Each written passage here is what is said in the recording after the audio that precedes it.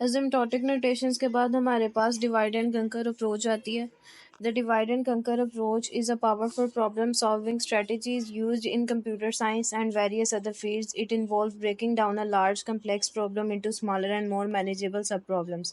These subproblems are then solved independently and their solutions are combined to arrive the solution of original problem.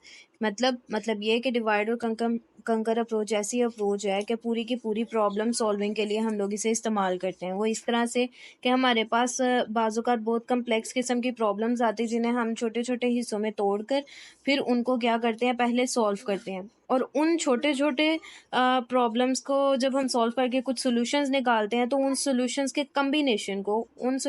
Combination को हम अपनी original problem के solution के लिए इस्तेमाल करते हैं. यानी कि हमारे पास एक बड़ी प्रॉब्लम थी, हमने उसे छोटे-छोटे हिस्सों में डिवाइड किया, उनसे कुछ सॉल्यूशंस लिख ले, ठीक है?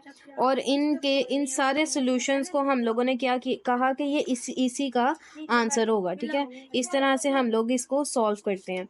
तो इसके कुछ स्टेप्स होते हैं. इसका पहला स्टेप जो होता है वो आता है डिवाइड का. The first step involved dividing of original problem into smaller सब प्रॉब्लम. सबसे पहले हम अपनी जो ओरिजिनल प्रॉब्लम है उसे स्मॉलर सब प्रॉब्लम में डिवाइड करेंगे. सेकंड स्टेप इसका होगा कि हमने उसको क्या करना है, कंकर करना है. अब कंकर का क्या मतलब है? Once you have set of sub problems that are simpler enough to handle individually, यानी कि इतने आपने उन्हें हिस्सों में डिवाइड कर लेना कि आपको ये पता चल जाए कि अब ये सॉल्व होना शुरू हो जाएंगे. This step involve solving each सब प्रॉब्लम इंडिपेंडेंटली, ठीक है? आप सारी प्रॉब्लम्स को इंडिपेंडेंटली क्या कर सको, सॉल्व कर सको. तो इस स्टेप में ये चीज़ आएगी. Depending on the problem this might involve using a simple formula. आप कोई भी सिंपल फार्मूला यूज़ कर सकते हैं, जैसे कि कोई स्वैप करना पड़ जाए आपको, कंट्रास्ट करना पड़ जाए या मर्ज करना पड़ जाए, इस तरह से. Looking up a value, merge नहीं होगा वैसे, ज़्यादातर स्वैपिंग का आता है. Looking up a value in a table और even applying the divide and conquer approach again. यानी कि अगर आप किसी एक प्रॉब्लम को दोबारा से तोड़ते भी हो ना, तो ये भी आपने उसके ऊपर कोई ना कोई ऑपरेशन ही अप्लाई किया है ना, तो इसे भी हम लोग कंकर के ही स्टेप में लेंगे. Third one is the combine, यानी कि अब हमारे पास हर स्टेप अलग अलग भी हो गया और हर स्टेप सॉल्व भी हो गया, तो अब हम उसे क्या करेंगे, सिंपली कंबाइन. इसकी सबसे बड़ी एग्जांपल मर्ज सॉर्ट से होती है, तो हम उसे आगे देखेंगे. बेनिफिट्स इसके हैं कि सबसे पहले इसकी एफिशिएंसी बहुत अच्छी है. Divide and conquer approach can often lead to more efficient algorithms compare to solving a large problem directly. बड़ी प्रॉब्लम्स को डायरेक्टली सॉल्व करने के लिए हम इसे इस्तेमाल करते हैं, ठीक है? By breaking down the problem into the smaller pieces you can often avoid the redundant collection यानी कि अगर आपके पास 2 से 3 दफ़ा आपको एक ही चीज़ को सॉल्व करना पड़े तो वो इसमें निकल जाता है. आपको 2 दफ़ा सॉल्व नहीं करना पड़ता सेम क्वेश्चन को, आप एक ही को सॉल्व करते हो, आपको पता लग जाता है दूसरे का आंसर भी यही होगा.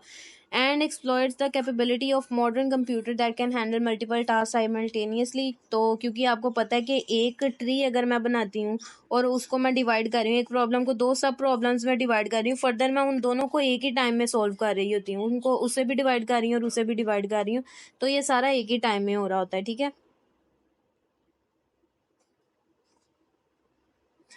उसके बाद सेकंड इसका बेनिफिट क्लैरिटी का है कि ये हमारे पास क्लियर और स्ट्रक्चर वे होता है हमारे प्रॉब्लम्स को सॉल्व करने का. हमारी जो प्रॉब्लम है वो वेल डिफाइंड तरीके से हम लोग हैंडल कर लेते हैं और ईजी अंडरस्टैंडेबल होती है. और उसके बाद पैरेललाइजेशन, इसका भी यही मतलब है कि आप दो जो प्रॉब्लम्स हैं उन्हें एक ही टाइम में सॉल्व कर रहे होते हैं.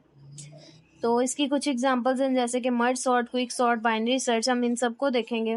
सबसे पहले हमारे पास इसकी रियल वर्ल्ड एप्लीकेशंस आती हैं, जैसे कि अभी हमने कहा है कि divide and conquer is not limited to computer science. सिर्फ कंप्यूटर साइंस के अंदर नहीं ये इस्तेमाल होती, बल्कि और भी जगह हैं जहाँ पर ये इस्तेमाल होती है. ये आपको इस तरह से ये रियल वर्ल्ड एप्लीकेशंस और इसके यूजेस और बेनिफिट्स बनाने का ये मकसद है कि अगर पेपर में खाली वो इससे रिलेटेड नोट पूछ लेते हैं कि right a brief note on divide and conquer approach, तो आप उसमें कुछ लिख सकें, ठीक है? तो सबसे पहले आपके पास आती है क्विक डिसीजन मेकिंग. इसके अंदर क्या है कि कम्प्लेक्स डिसीजंस हैं जिन्हें आप छोटे छोटे हिस्सों में डिवाइड करके और फिर उन्हें सॉल्व करते हो और फिर उससे एक फाइनल डिसीजन एवेल्युएट करते हो. उसके बाद प्रोजेक्ट मैनेजमेंट है कि आप बड़े प्रोजेक्ट को स्मॉलर हिस्सों में यानी छोटे छोटे पार्ट्स बना लेते हो, फिर एक पार्ट जब कंप्लीट हो जाता है उसे ऐड करते जाते हो अपने प्रोजेक्ट के अंदर. फिर साइंटिफिक रिसर्च है आपके पास, इसमें भी ऐसे ही साइंटिफिक प्रॉब्लम्स जो सी हैं उनको ब्रोक करते हैं हम लोग छोटे पीसीज में और देन हम लोग क्या करते हैं कि अपने रिसर्च का जो क्वेश्चन होता है उसके ऊपर फोकस करते हैं। इससे क्या होता है, हमें एक सिस्टमैटिक अप्रोच मिल जाती है अपनी साइंटिफिक डिस्कवरी करने के लिए। यानी कि हम लोग पूरा एक सेट ऑफ प्रोसीजर बना लेते हैं ताकि हमें पता चल जाए कि किस तरह से किस चीज़ की डेवलपमेंट हुई थी।